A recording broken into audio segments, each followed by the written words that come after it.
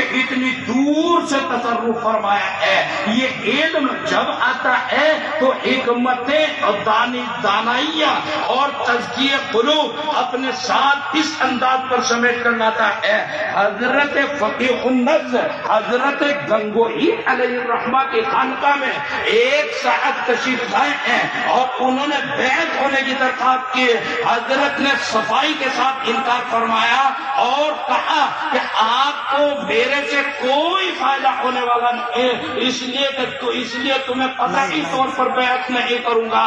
لوگ سٹ پٹا گئے کہ حضرت کو کیسے پتہ چل گیا. حال یہ کہ دور وہ ہے جب حضرت نابینا ہو چکے ہیں تو دوسرے لوگوں نے سفارش کی اور اس نے سفارش کروائی. عجیب و غریب صورتحال.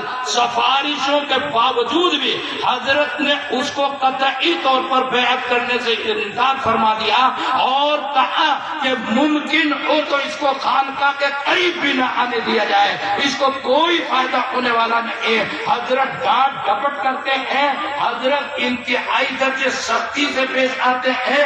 مریدوں کو تعجب ہوتا ہے.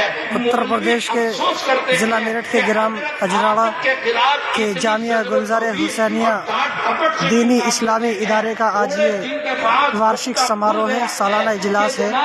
آپ دیکھ سکتے ہیں لائیو تصویریں گرام اجراڑہ سے.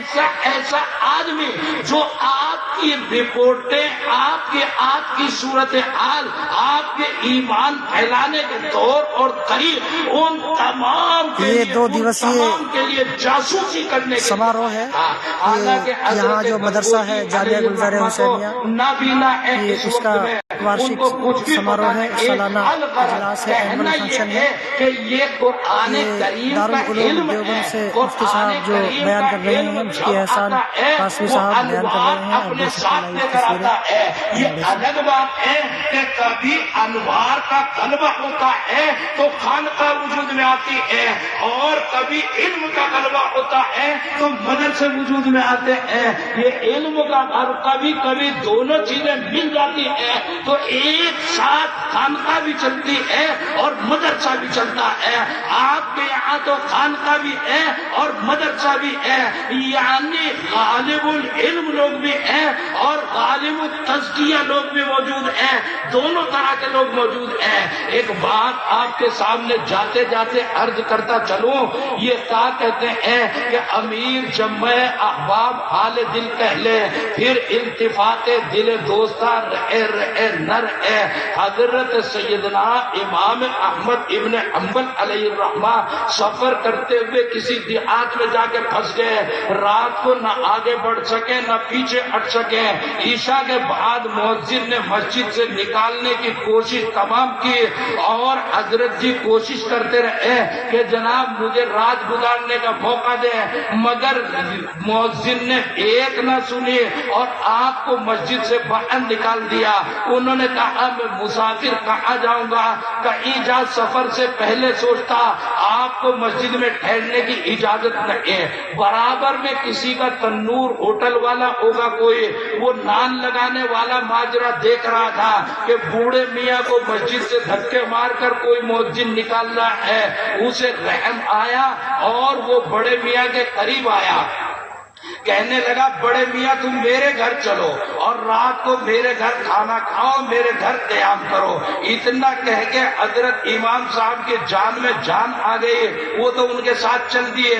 یہ جو نان بھائی تھا، نان لگانے والا، یہ اپنا کچھ پڑھتے ہوئے چل رہا ہے، کلمہ اور درود شریف جو بھی کچھ اس کو آتا ہے اللہ اللہ کرتے. گھر گیا بس جتنی ضرورت ہے میزبانی کی، کھانا لیں گے پھر وہی اللہ اللہ، پانی لیں گے پھر وہی اللہ اللہ، بستر کا انتظام کر دیا پھر وہی اللہ اللہ. صبح ہوئی تو حضرت امام صاحب کو تعجب کہ یہ آدمی اللہ کو کتنا یاد کرتا ہے، کتنا یاد کرتا ہے. فرتے وجد میں امام صاحب نے ارشاد فرمایا چلتے ہوئے کہ میاں نام لگانے والے تو اتنا اللہ کا نام لیتا ہے تو اللہ تیری تو کوئی دعا رد کبھی نہیں کرتا ہوگا. جو اللہ کو یاد کرے گا اللہ کیوں نہیں اس کو یاد کرے گا؟ اللہ کی عادت تو یہی ہے. لہذا آپ تو بڑے مستجاب الدعوات ہوں گے. وہ تو مستجاب الدعوات کا جملے کا مطلب بھی نہیں جانتا. وہ کہنے لگا کہ حضرت جی بات ایسی ہے، میں واقعہ یہ ہے جو دعا کرتا ہوں قبول ہو جاتی ہے. کوئی دعا میں نے نہیں دیکھی کہ رد اللہ کی طرف سے ہوئی ہو. بس ایک دعا ایسی ہے کہ آج تک قبول نہیں ہو کے دے رہی ہے. اللہ جانے کیا مسئلے اب ہے، اللہ ہی پوری کرے گا کہ بھئی وہ کون سی دعا ہے کہ اس زمانے کا سب سے بڑا امام احمد ابن حنبل ہے.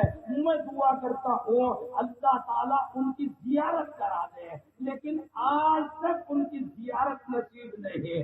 بس حضرت امام صاحب نے ارشاد فرمایا اب سمجھ میں آیا اللہ کا راز کہ اللہ نے مسجد سے مؤذن سے پٹوا کے کیوں نکلوایا تھا اور تیرے گھر کیوں بھجوایا تھا. میں تو سوچ رہا تھا یہ مؤذن بہت بدتمیز ہے، یہ جناب مجھے مسجد سے بھگا رہا ہے، لیکن وہ تو خاص ڈیوٹی پر تھا مجھے بھگانے کے. جا تیری تو اتنا اللہ اللہ کرتا ہے کہ امام احمد کو پتے دلوا کے تیرے گھر کے اندر بھیج دیا. میں ہی امام احمد ابن حنبل ہوں. عجیب و غریب صورت حال. تو آپ جب کسی سے ربط، یہ ضروری نہیں ہے کہ آپ مولوی ہوں، آپ بڑے ماہر مفسر ہو، بڑے ماہر محدث ہو، لیکن یہ ہر ایک پر ضروری ہے کہ آپ اللہ والے ہو اور اللہ آپ کے قلوب کی زینت ہو. جب اللہ آپ کے قلوب کے اندر ہوگا سارے مسائل آسان ہوتے چلے جائیں گے. اور جب اللہ آپ کے دل کی آواز نہیں، رسول اکرم علیہ السلام نے ارشاد فرمایا ان فی الجسد مضغۃ اذا صلحت صلح الجسد كله واذا فسدت فسد الجسد كله الا وهي القلب. اگر آپ کے دل کے اندر الوہیت اور رسالت گھر کر گئی ہے، آپ کے لیے تمام عبادتیں، تمام ریاضتیں، تمام ترک منحیات، یہ تمام آپ کے لیے آسان ہو سکتا ہے. لیکن اگر الوہیت سے دل خالی ہے تو پھر مولوی ہو یا حامی ہو، کسی بھی طرح کا آدمی ہو، پھر اللہ کی طرف سے کمالات اور انوار ربانی سے آدمی محروم چلا جاتا ہے. یہ علماء کرام جو آپ کو میسر آئے آپ ان سے سیکھیں، اور جو سیکھا ہوا ہے کون نہیں جانتا کہ سود کھانا حرام ہے، کون نہیں جانتا کہ دھوکہ دینا ناجائز ہے، کون نہیں جانتا کہ مال کی خرید و فروخت میں ناجائز صورتیں اختیار کرنا درست نہیں، کون نہیں جانتا 5 ٹائم کی نمازیں فرض ہیں، کون نہیں جانتا کہ رمضان المبارک کے روزے فرض ہیں، کون نہیں جانتا کہ شراب اللہ رب العزت نے ہمیشہ کے لیے حرام کی ہے، ایک قطرہ بھی شراب کا پینا کسی کے لیے جائز نہیں ہے. یہ تو چیزیں وہ امور بدیہیات مسلمانوں کے لیے ہیں کہ جو آپ ہم سب کے سب جانتے ہیں. کون نہیں جانتا کہ آپس میں اتحاد انتہائی درجے لازم اور ضروری قرار دیا گیا ہے. کون نہیں جانتا امت مسلمہ کا رونا اور ماتم بنا یہ ہے کہ امت مسلمہ ٹکڑوں میں اور ٹکڑیوں میں منتشر ہے. اس کے اتحاد کی انتہائی ترین مشرق و مغرب سے لے کر ضرورت ہے. یہ تمام امور آپ کو بدیہی طور پر معلوم ہے. جو معلوم ہے ان کو مضبوط اور مستحکم انداز پر پکڑو، اختیار کرو، مسلمان ہونے کی کوشش کرو، مسلمان بن کر زندگی گزارنے کی کوشش کرو. اور یہ جو اہل علم، اہل بصیرت آپ کو یہ جتھا، یہ جماعت حق کا جو اللہ رب العزت نے عطا فرمائی ہے، اس کی قدر کرو. پھر جبھی خاک حرم سے آشنا ہو جائے گی. وما علینا الا البلاغ المبین.